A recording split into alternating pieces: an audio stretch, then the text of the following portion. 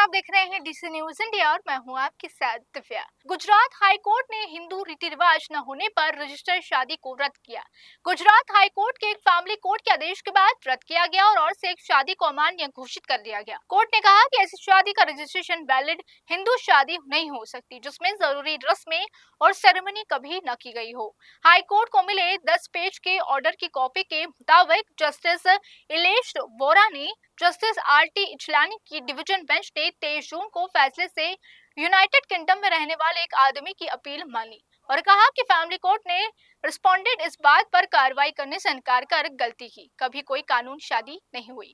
Repeat, कभी कोई कानूनी शादी नहीं हुई। कोर्ट के आदेश के मुताबिक सेक्शन 7 में इस्तेमाल हुए सोल मिडिल शब्द का मतलब होता है शादी सही तरीके से और जरूरी सेरेमनी के साथ होनी चाहिए।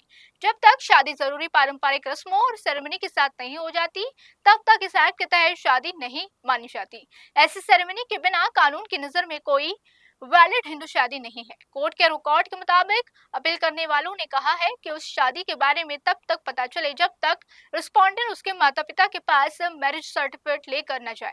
दावा किया गया कि उनकी कानूनी तौर पर शादीशुदा पत्नी है। उसने कहा कि उसने रिस्पोंड के साथ कभी कोई शादी नहीं की गई, कभी कोई हिंदू रीति रिवाज से या सेरेमनी से कोई रस्में नहीं की गई। उसने आगे कहा कि ये रिस्पोंड के पिता कंपनी में काम करते समय शादी के डॉक्यूमेंट्स पर उसके साइन धोखे से लिए गए और प्रमोशन के वादे या शादी खत्म की धमकी भी दी गई। उसके मर्जी के बिना हस्ताक्षर लिए गए।